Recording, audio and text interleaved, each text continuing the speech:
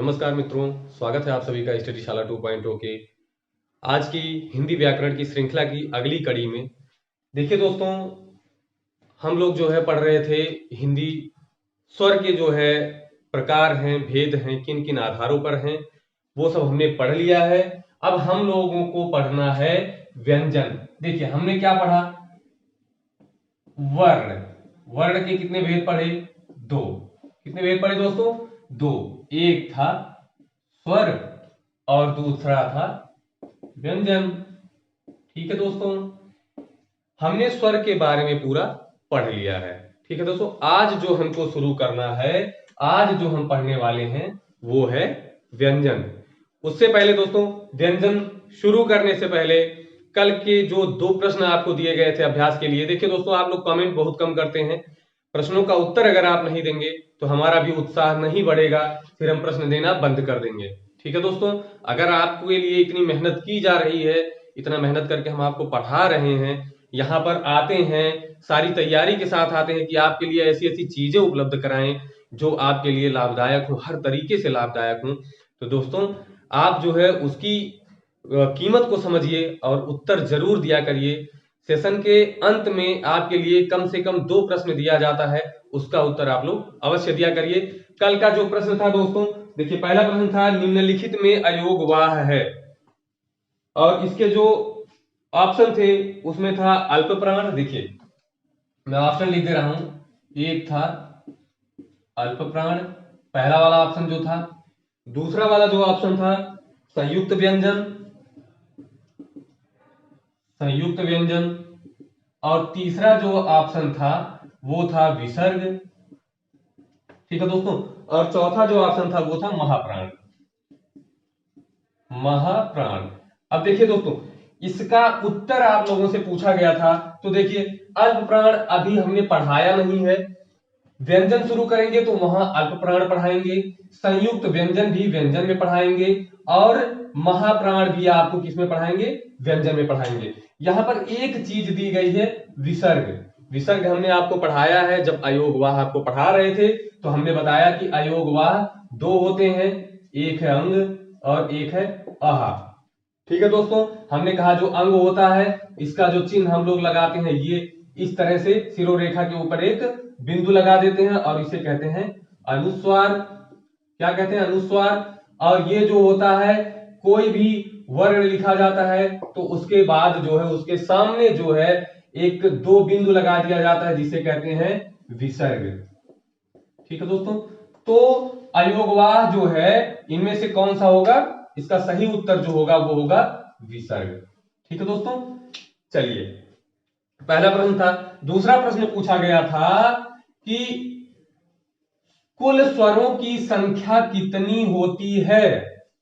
हमने कमेंट में देखा कि कुछ मित्र साथी हमारे उत्तर दे रहे थे कि 13। ठीक है दोस्तों, जो ओवर कॉन्फिडेंस में होते हैं हमारे विद्वान साथी, उनसे गलतियां हो जाती हैं, तो जो भी पढ़ाया जाए आप उसको ध्यान से पढ़िए। पीछे की जो क्लास यहां पर चलाई जा चुकी है उसको जाकर आप देखिए, वहां पर आपको मिलेगा कि जो स्वर की संख्या होती है वो 11 होती है कि 13 होती है। वहां पर हमने बताया था कि ये मूल भाषा अर्थात संस्कृत में इनकी संख्या 13 होती है और हिंदी में स्वर की संख्या 11 होती है। ठीक है दोस्तों, तो उसका सही उत्तर क्या होगा? 11। चलिए देखिए मित्रों, जब आप लोग पढ़ना शुरू कर दिए हैं तो बिल्कुल लगन ऐसी रखिए। आपने दशरथ माझी वाली मूवी देखी होगी। दशरथ माझी क्या कहते हैं? सोचिए, एक इंसान पूरा पहाड़ काट कर रास्ता बना देता है। उनका कहना था कि जब तक तोड़ेंगे नहीं तब तक छोड़ेंगे नहीं। तो दोस्तों आप लोग भी यही सोच लीजिए कि जब तक पूरा सीख नहीं जाएंगे तब तक छोड़ेंगे नहीं। लगे रहिए दोस्तों हमारे साथ। आपको इतनी अच्छी चीजें इतने सरल तरीके से मिल रही हैं, फिर तो छोड़ने की कोई बात ही नहीं हो सकती है।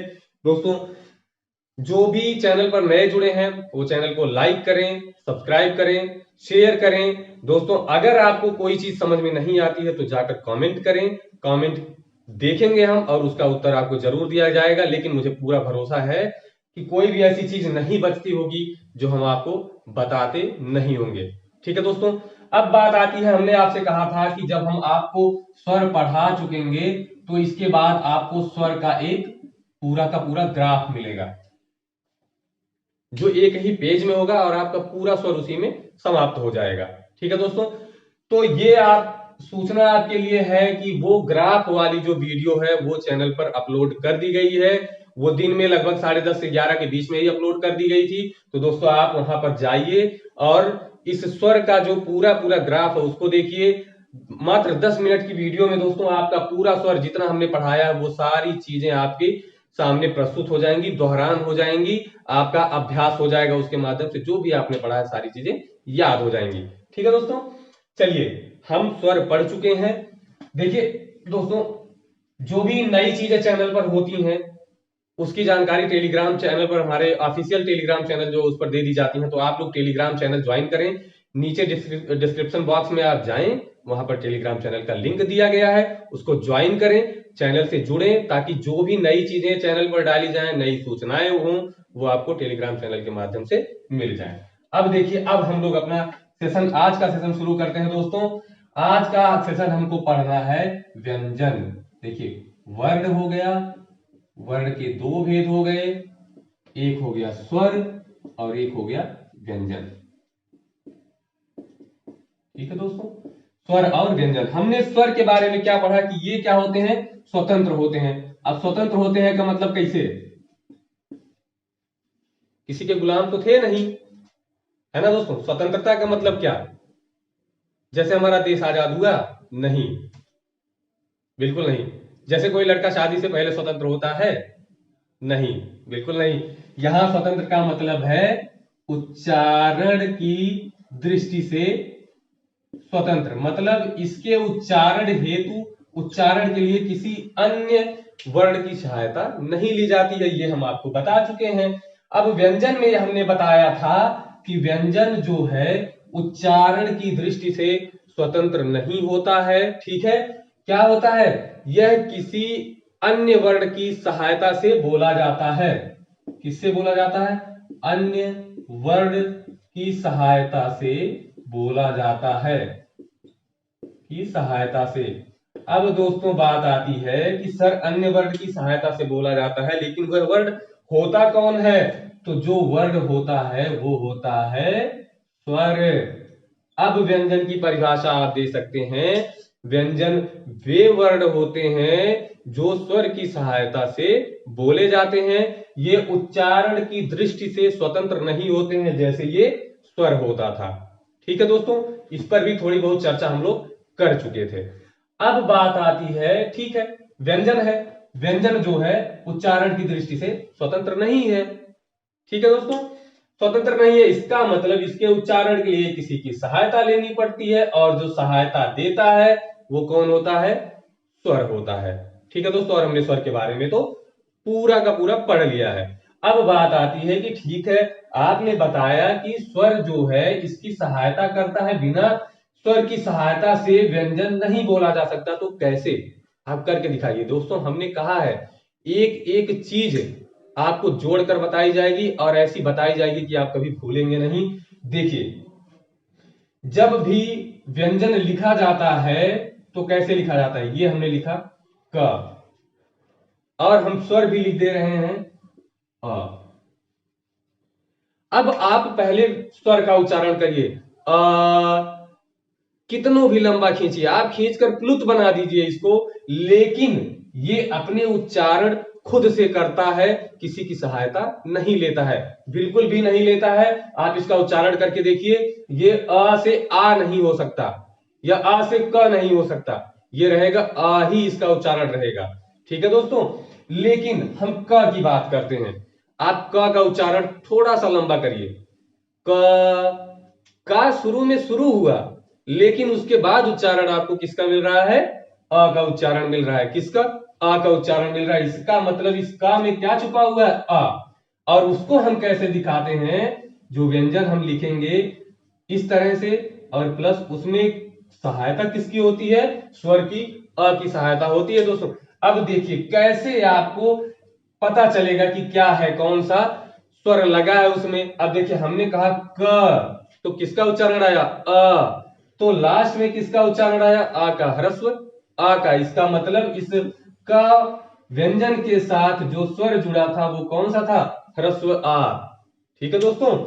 अब बात आई कि सर आपने का के नीचे ये क्या लगा दिया है और ये का अब क्या हो गया है? ठीक है दोस्तों, तो हम बताते हैं कि ये जो है इसको हम कहते हैं हलंत।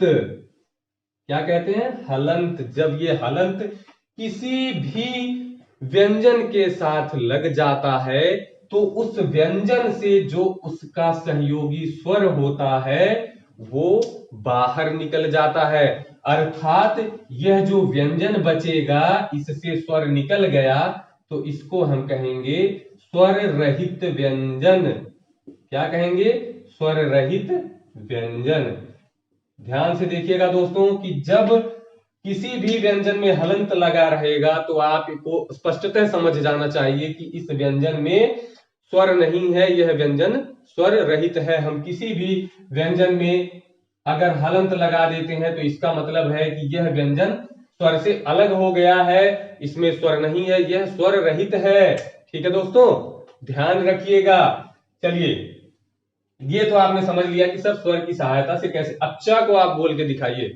च च कितनों भी कोशिश करिए लेकिन अ का उच्चारण आना ही आना है। इसीलिए कहा जाता है कि बिना स्वर की सहायता से ये नहीं बोले जा सकते। इनके उच्चारण के लिए स्वर अति आवश्यक है, स्वर की सहायता लेनी ही पड़ेगी। ठीक है दोस्तों, इतना तो आपके समझ में आ गया होगा।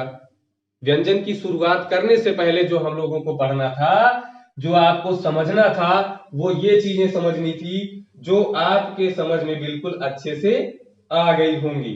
ठीक है दोस्तों, अब चलिए नोट करना चाहे नोट कर लें, अन्यथा स्क्रीनशॉट आप ले सकते हैं। बिल्कुल स्पष्ट आपको दिख रहा होगा। ठीक है दोस्तों, अब बात हो गई स्वर रहित व्यंजन की हो गई और यहां पर कैसे कैसे हम समझ सकते हैं कि व्यंजन स्वर की सहायता से बोला जाता है, ये सारी चीजें आपने समझ ली। ठीक है दोस्तों, चलिए अब हम लोग पढ़ते हैं व्यंजन के बारे में। देखिए, व्यंजन शुरू कहां से होता है आपने तो पूरा पढ़ा ही होगा, बचपन से पढ़ते आ रहे हैं। उसके बाद फिर व्यंजन पे आते हैं क ख ग घ अंगा, ऐसे पढ़ते हैं।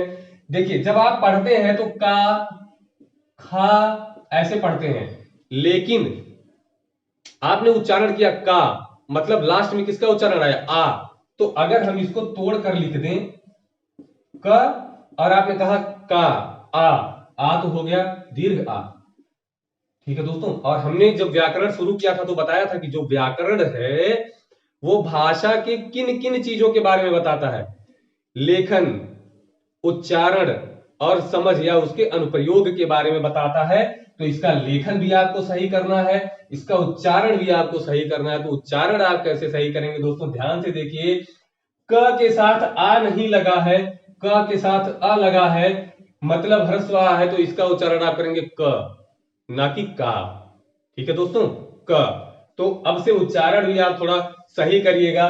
कुछ लोगों को, कुछ विद्वान साथियों को, कुछ मित्रों को लग रहा होगा कि सर क्या पढ़ा रहे हैं, ये तो परीक्षा में आता ही नहीं है। लेकिन आप याद रखिए कि ये सारी चीजें कभी भी पूछी जा सकती हैं। अगर नहीं भी पूछी जाती हैं तो भी आपको नई चीजें सीखने में, जो आपको पढ़ना है वो सीखने में बहुत मददगार हो जाएंगी दोस्तों।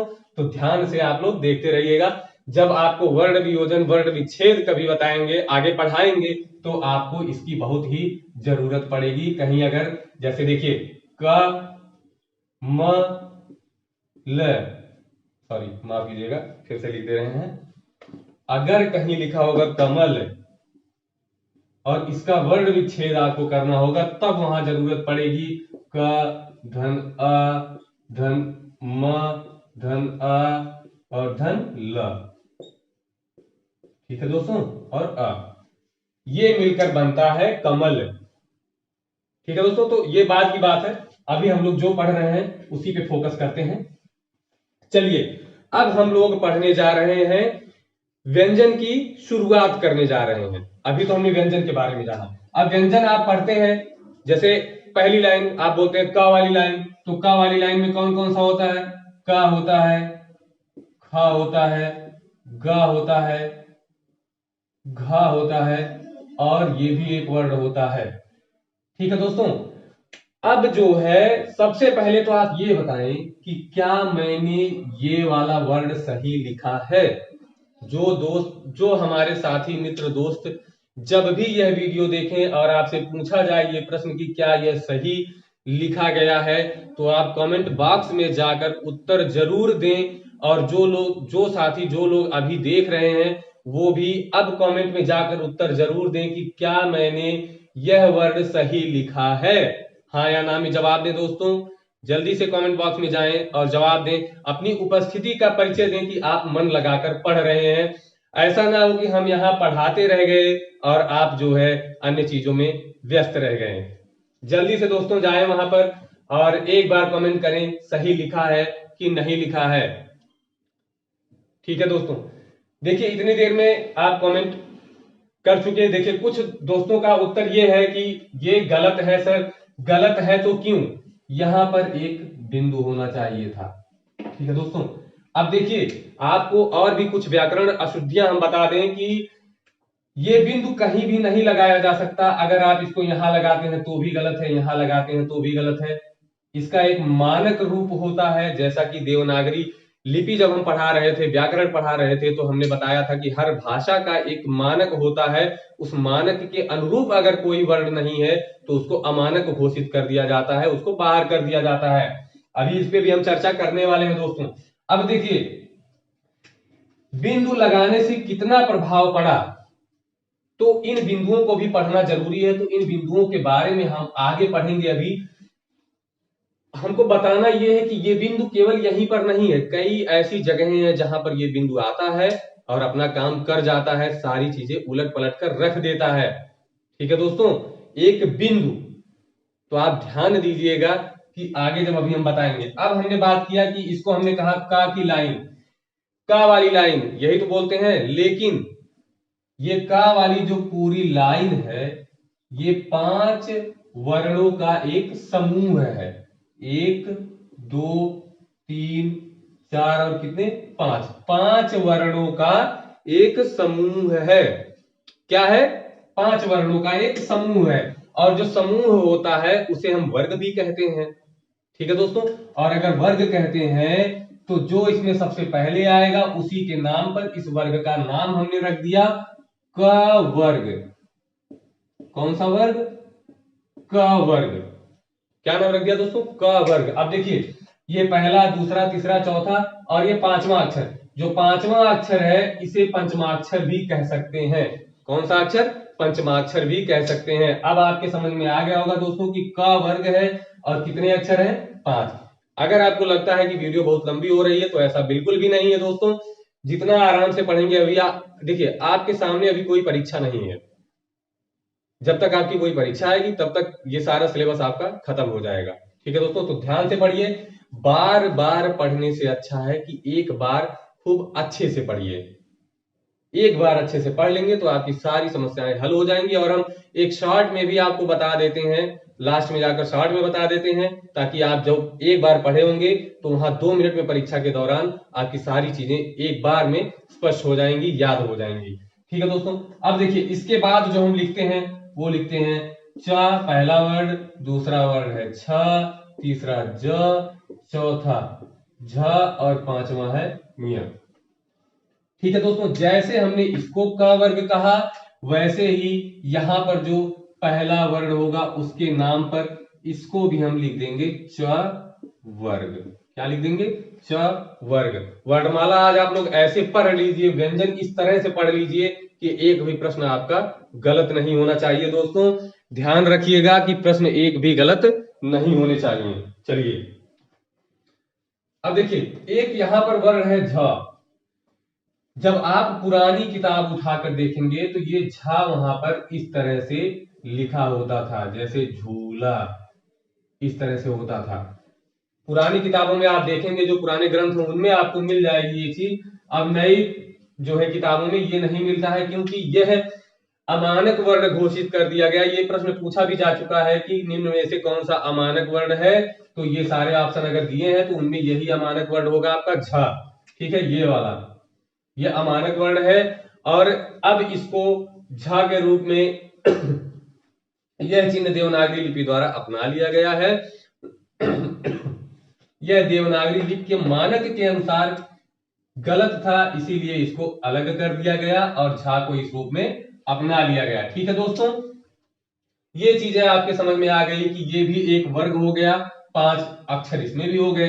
अब अगला जो हम लिखते हैं ट, ठ, ड, ढ और ड़। उच्चारण भी आप सही करेंगे। आ का उच्चारण बाद में आना चाहिए, ना कि आ का। जैसे इसको बोलते हैं लोग आड़ा, आड़ा नहीं होता बच्चों, ड़ा होता है दोस्तों, आड़ा नहीं होता है। ठीक है, अब देखिए इसमें भी वही चीज हमको देखनी है। पहला वर्ण उठा लिया, इस वर्ग का नाम हमने क्या लिख दिया, ट वर्ग। क्या लिख दिया, ट वर्ग। अब देखिए यहां पर दो चीजें और जुड़ती हैं, इसको और इस तरह से लिखा जाता है। हमने बताया था अभी कि बिंदु का योगदान कितना होता है, और इसको भी इस तरह से लिखा जाता है। अब बात आती है कि ये होते क्या हैं। ठीक है दोस्तों, तो ये होते हैं उत्क्षिप्त व्यंजन।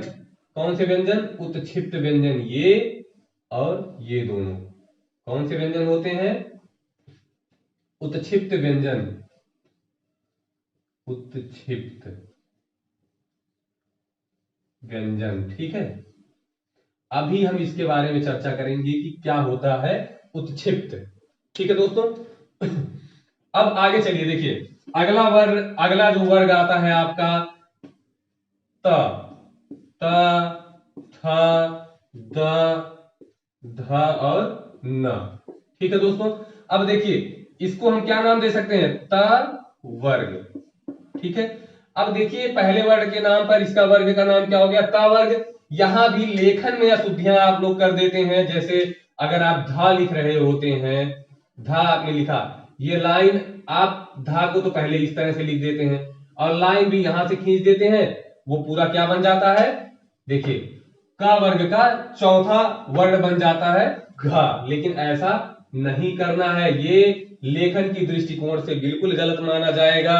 इसीलिए आप जो लाइन खींचेंगे, सिरोरेखा खींचेंगे, अब यहां पर बात आ ही गई है तो बता देते हैं आपको सिरोरेखा के बारे में। जब किसी भी वर्ण के ऊपर वाली लाइन खींची जाती है तो ये होती है सिरोरेखा। क्या होती है, सिरोरेखा। और जो नीचे ये वाली खड़ी पाई होती है, इसको हम बोलते हैं खड़ी पाई। इस लाइन को खड़ी पाई बोलते हैं। ठीक है दोस्तों, इन्हीं के सहायता से वर्ण लिखे जाते हैं। तो ये हो गई सिरोरेखा, ये हो गई खड़ी पाई। सिरोरेखा के बिना लेखन अशुद्ध माना जाता है, इसलिए सिरोरेखा का प्रयोग बिल्कुल अति आवश्यक है। ठीक है दोस्तों, चलिए अब इसका जो है लेखन आपने देख लिया, लेखन शुद्ध होना चाहिए। अगला आपका वर्ण आ जाता है प। ये पहला है तो इसका नाम हमने लिख दिया प वर्ग, और ये हो गया प, फ, ब, भ, म। देखिए दोस्तों, यहां भी वही चीज आपको ध्यान में रखनी है कि ये जो सिरोरेखा है ये इसके ऊपर नहीं आनी चाहिए, और यहां पर आप छोटी सी गोली जरूर बनाएं ताकि आपका अक्षर स्पष्ट हो। जो लोग इस तरह से भाग को लिखते हैं, इस तरह से भाग को लिखते हैं, तो ये बिल्कुल गलत है।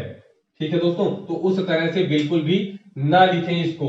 अब देखिए दोस्तों, इसके बाद जो वर्ण आता है वो होता है य, र, ल और व। ठीक है दोस्तों, य, र, ल और व। अब बात आती है कि इसको क्या कहा जाता है। हर चीज के बारे में चर्चा करेंगे हम लोग। इसको हम कहते हैं अंतस्थ व्यंजन। क्या कहते हैं, अंतस्थ व्यंजन, अंतस्थ व्यंजन। देखिए दोस्तों, जहां पर ये विसर्ग बीच में लगा होता है, जैसे एक और भी शब्द है प्रातः काल, ये अलग अलग शब्द नहीं है, एक ही में होता है। ये विसर्ग के ऊपर लाइन नहीं खींची जाती है, इसीलिए आपको लगता है कि ये अलग अलग है। अंतस्थ एक में है, लेकिन बीच में विसर्ग होने की वजह से अंतस्थ, इसीलिए जो है इसको अलग अलग शिरोरेखा अलग अलग खींची जाती है, जबकि शब्द एक ही होता है। दोस्तों ध्यान रखिएगा। देखिए आपने पढ़ लिया य, र, ल, व कौन से हैं, अंतस्थ हैं। क्यों है, इस पे अभी हम चर्चा करने वाले हैं। इसके बाद आपका आता है श, श, स और हा। ठीक है दोस्तों, अब देखिए इनको हम कहते हैं ऊष्म व्यंजन। ऊष्म व्यंजन, और क्यों कहते हैं इस पे अभी हम चर्चा करेंगे। इसका नाम एक और है ऊष्म या संघर्षी भी इसका नाम होता है, ऊष्म या संघर्षी व्यंजन। इसके बारे में भी हम चर्चा करने वाले हैं। अब यहां पर बात आती है कि व्यंजन की संख्या कितनी हो गई। कितनी संख्या हो गई? 5 5 5 5 5 वर्गों के, पंचम 25, और ये कितने हो गए? 8।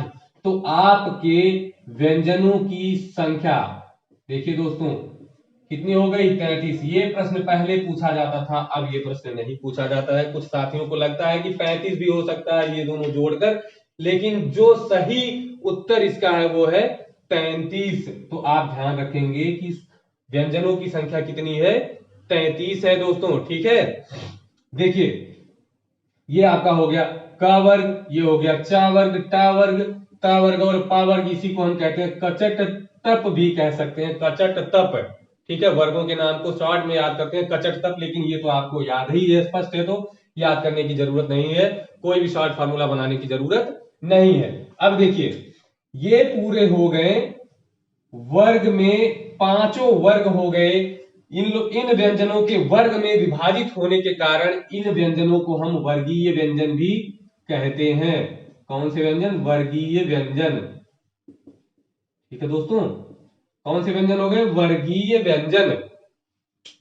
अब वर्गीय व्यंजन क्यों हुआ ये तो आपको नाम पता चल गया कि इन सभी को वर्गों में बांटा गया है। आपने कहा कि सर ये भी तो वर्गों में ही है, ये भी तो वर्गों में ही है, लेकिन हमने कहा कि वर्गों में बांटने के लिए 5 वर्णों को एक साथ शामिल किया गया है, लेकिन यहाँ तो 4 ही वर्ण हैं और इनको अलग से नाम दिया गया अंतस्थ।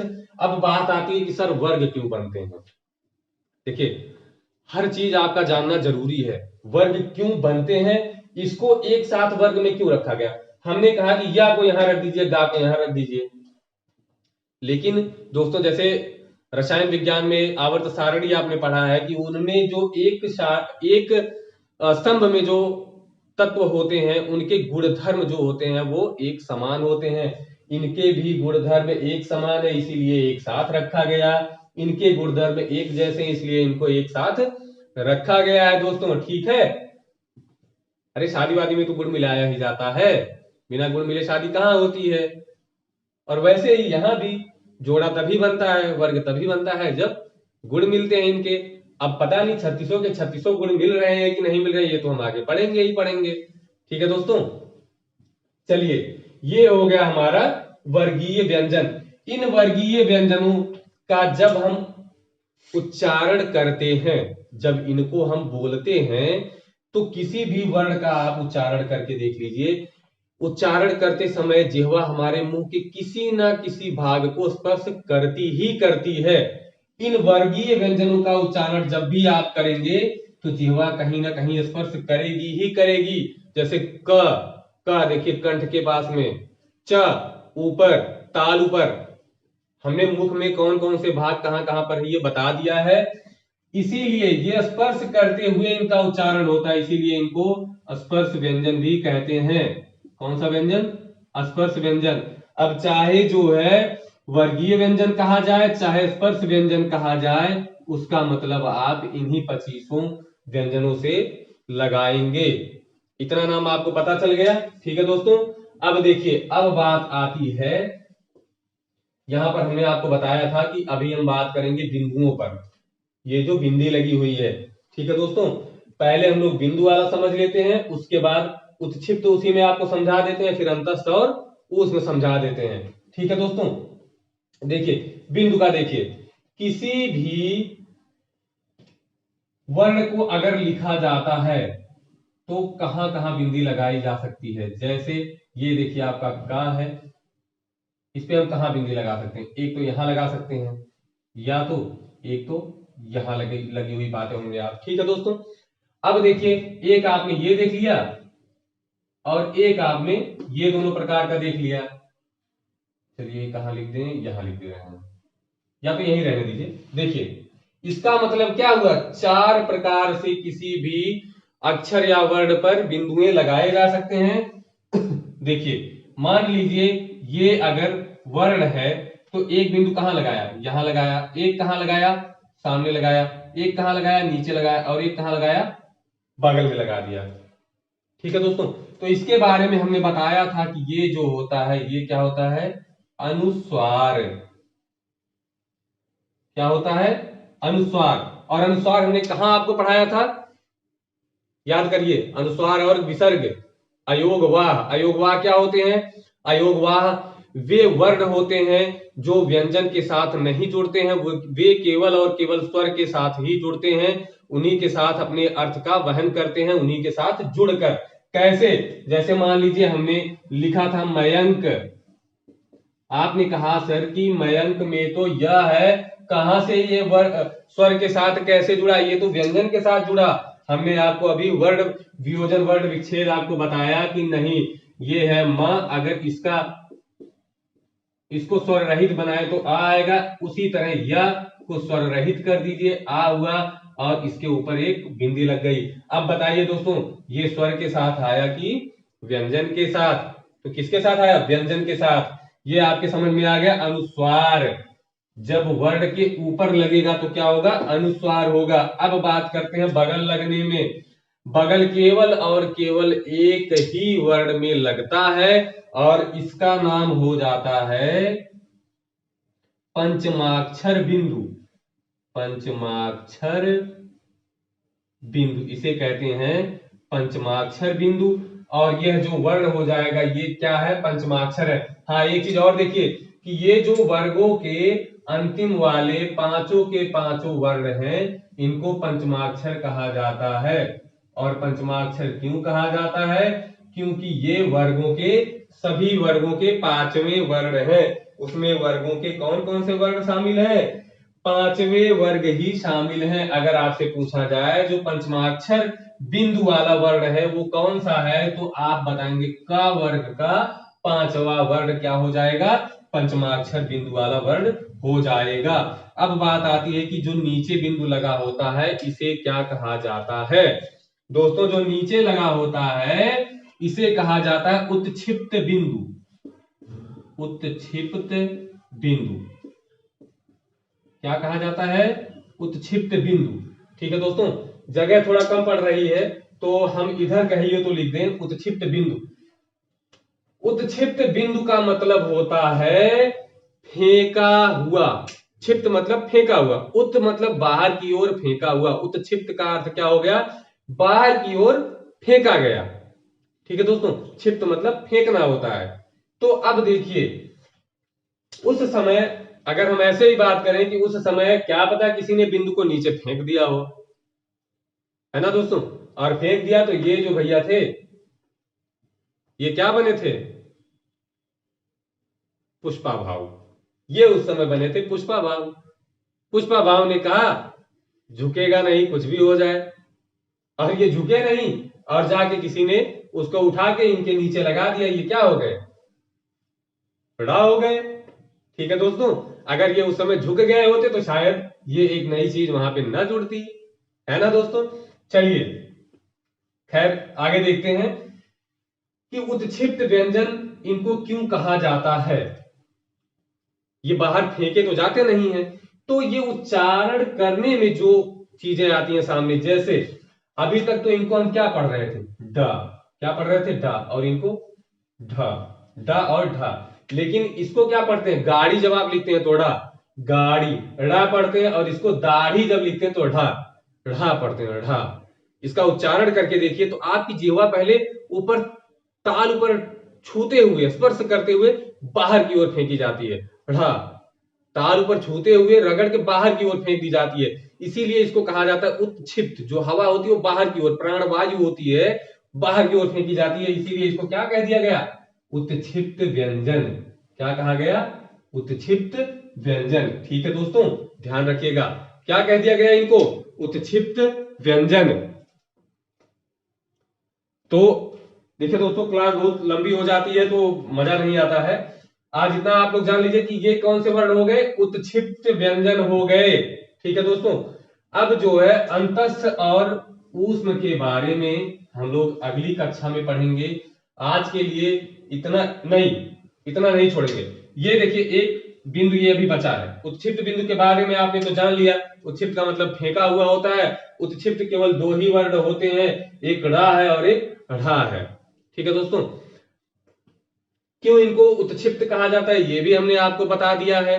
ठीक है, इनका स्थान कहाँ है ये आप देख ही रहे हैं, और किस वर्ग में ये रहते हैं, टा वर्ग में रहते हैं, लेकिन इनको व्यंजन के गिनती में शामिल नहीं किया जाता है। अब बात आती है इस बिंदु की। ठीक है दोस्तों, तो ये बिंदु जहां भी लगता है, ठीक है, जैसे ये केवल 5 में ही लगता है।